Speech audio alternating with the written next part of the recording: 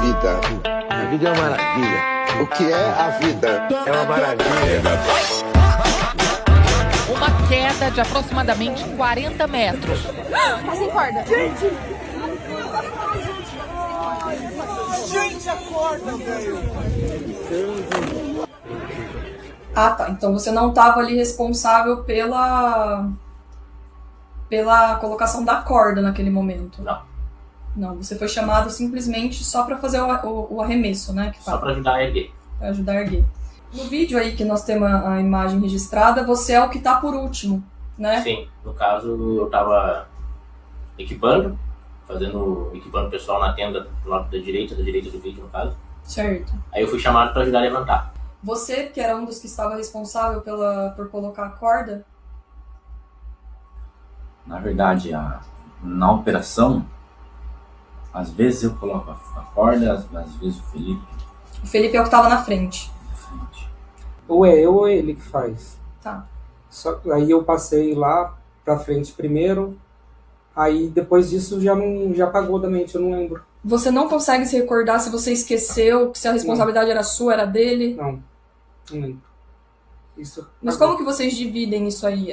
Cada salto um coloca a corda ou hoje todos os saltos você que colocava? Ele só como é que faz a conferência? Tipo Relata assim, pra às mim. vezes a gente, um coloca, outro confere, outro coloca. Ou é você ou é o Felipe que coloca? Geralmente o Felipe, 99% o Felipe. Eu fico auxiliando a operação ali. Somos eu e ele responsáveis. Às vezes um faz, outro vem, vê se tá certo. Era mais ou menos isso. E você não consegue se recordar se você era quem tinha que ter colocado ou se você que Não. teria que ter feito a fiscalização. Não lembro.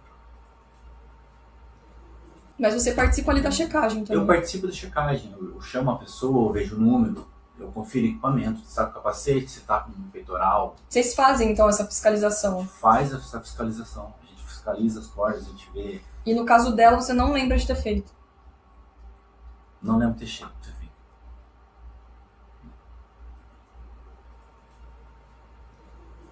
E assim, pelo que tem nas imagens, é muito visível, né? Fica na parte do peito, é muito visível que ela Sim. não estava com a corda. Sim. Você não consegue se recordar o que Não aconteceu.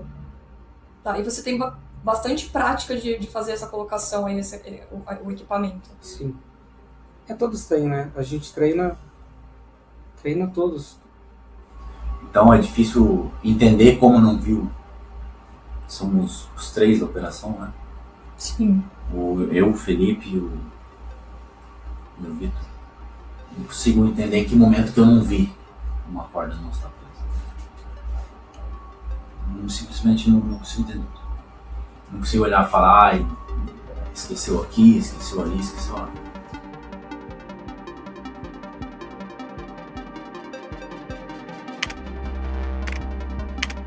A Maria Eduarda Rodrigues tinha 21 anos, era mais conhecida como Duda. As últimas palavras dela ficaram registradas nas redes sociais e ela deixou duas perguntas. A primeira, o que é a vida? E a segunda, quem foi o doido que me deixou vir pular de uma ponte? Com a primeira, o que é a vida, nem o próprio Abu Janra poderia ajudar de verdade. Mas com essa segunda pergunta, com essa aí a gente vai ter que lidar. Quem foi o doido que me deixou vir pular de uma ponte?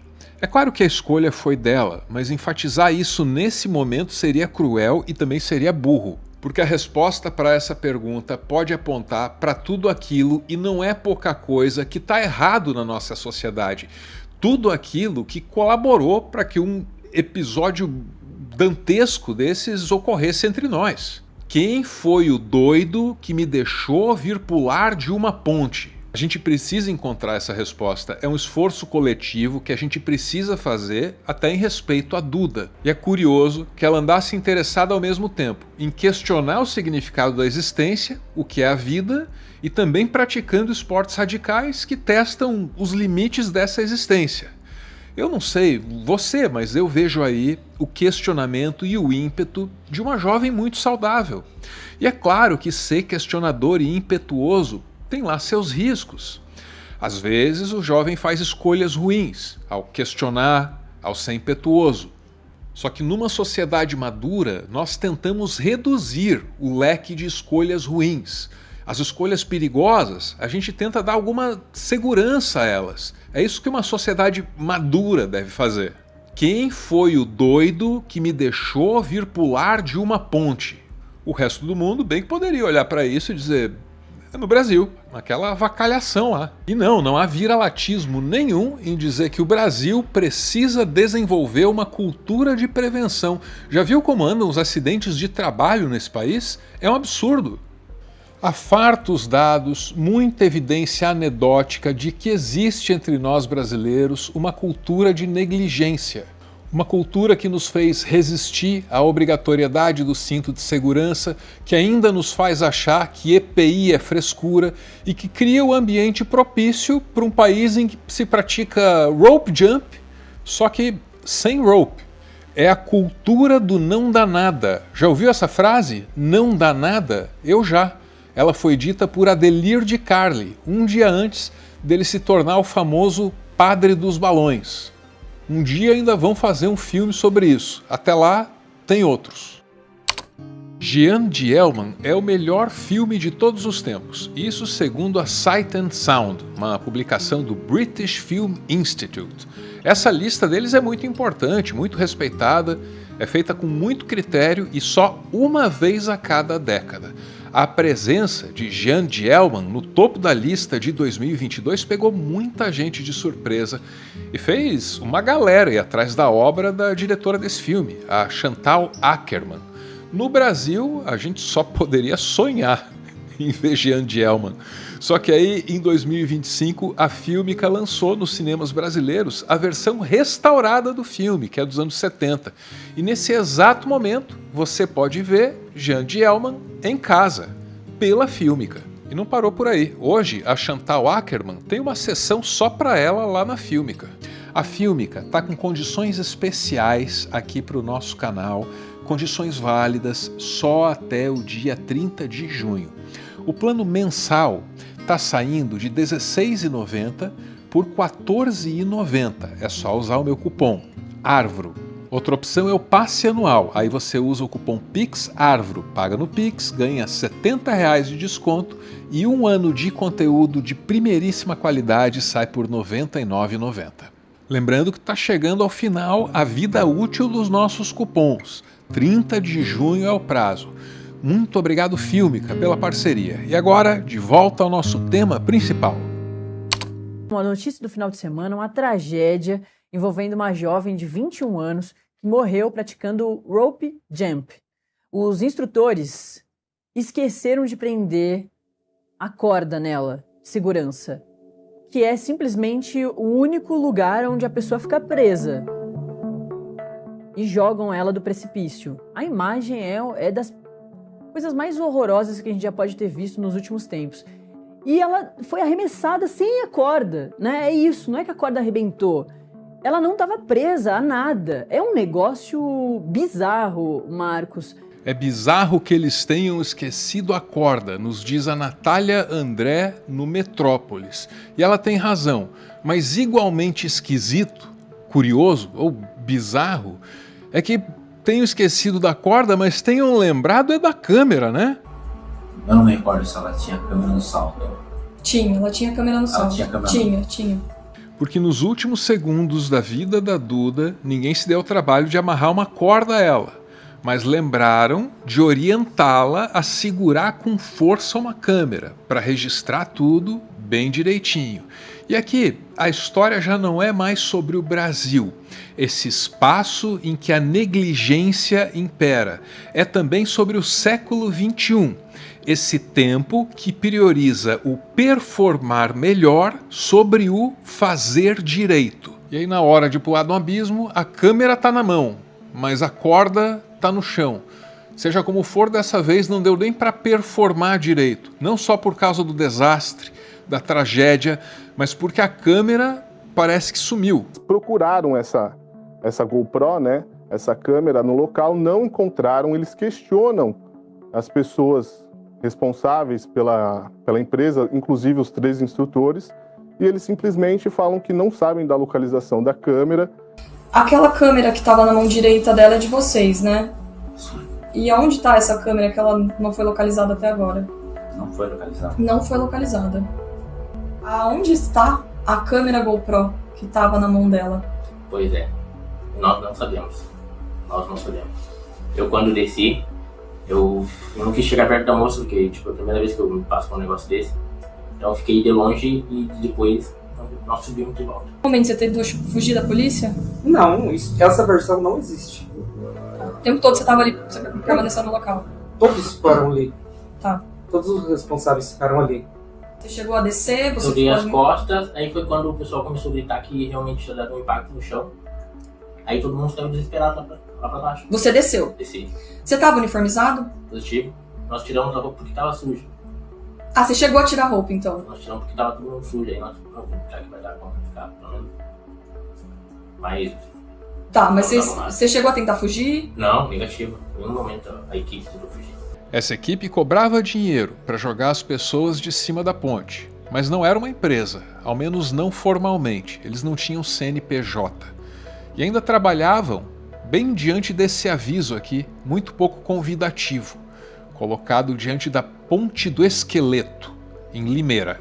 E essa Ponte do Esqueleto, onde houve esse caso, gente, fica localizada entre as cidades de Limeira e Cordeirópolis e já foi palco de outros acidentes envolvendo ciclistas e também praticantes de esportes radicais como a Maria Eduarda. Resumidamente, essa ponte está aí há mais de 30 anos. Ela é uma obra pública, antigamente ela iria servir para poder ser passagem de trem, ela ficou abandonada, ninguém terminou, então essa ponte, além de ser um palco de tragédia, tem dinheiro público nosso aí rasgado. A ponte é uma obra federal, iniciada há 30 anos, mas está em Limeira, também tem a responsabilidade da prefeitura. E claro, uma discussão sobre quem precisa fazer o quê.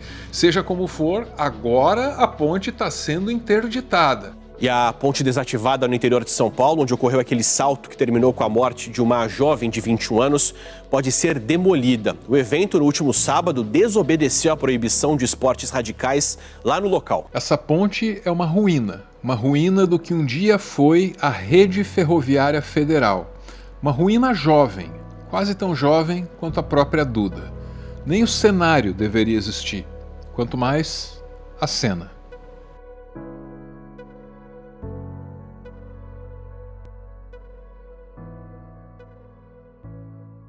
Ponto final em mais um textão e nas considerações finais, tendo como assunto a necessidade de criar uma cultura de prevenção, me vem à mente O Poder do Hábito, livro muito famoso, mas é desses que merece mesmo ser best-seller. E para mim o melhor capítulo é um que conta a saga de um famoso executivo que foi chamado para resolver os problemas de uma indústria metalúrgica lá, que estava perto da falência. Ele chegou muito celebrado a esse cargo, estudou o negócio durante meses, havia uma grande expectativa para o plano de recuperação que ele iria apresentar. Quando apresentou o plano, foi um choque, porque todo o plano estava centrado na ideia de investir em prevenção e eliminar, zerar os acidentes. Os acionistas não gostaram, né? Achavam que essa coisa aí de segurança do trabalho só interessa quem? A trabalhadora, quem está no chão de fábrica. Mas acabaram sendo convencidos. E depois que eles se convenceram, o que veio foi uma história assim, provando quanto a ganância é burra. Porque criar uma cultura de prevenção encheu a Alcoa, era esse o nome da indústria, encheu a Alcoa de dinheiro.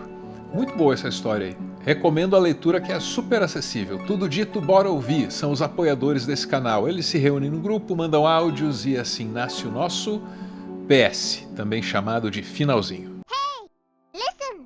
Porque aí é nítido, é falta de um procedimento padrão para eles usarem e ter a pessoa responsável por isso, por aquilo outro. Foram os dizeres nas redes sobre o corpo dessa menina e da maneira misógina que tudo estava sendo tratado, sabe? Falas como, poxa, era tão bonita, se fosse feia tudo bem. E outros dizeres que fazem alusões às palavras que talvez o seu vídeo não possa ter, porque o YouTube é bem difícil de ler, tá? É bem difícil de ler. O quanto o corpo dela foi objetificado nessa história toda. remete à questão da responsabilidade, a responsabilidade do governo federal, porque é uma ponte que está abandonada há mais de 30 anos. Ok, que seja. Tinha uma placa lá dizendo perigo, né?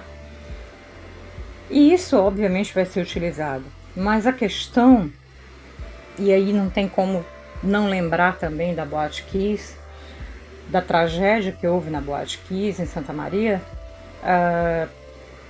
A gente sabe que uma empresa precisa, para principalmente trabalhar com segurança, preciso ter credenciais, contrato social.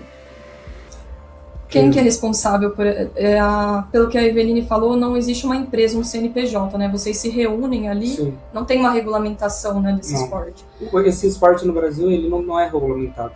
Homens que simplesmente agora estão agindo como crianças, né? Tentando botar a culpa em cada um.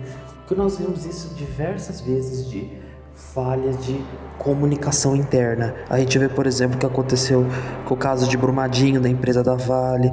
Não foi nossa culpa, estávamos tentando fazer algo, mas o governo não fiscalizou.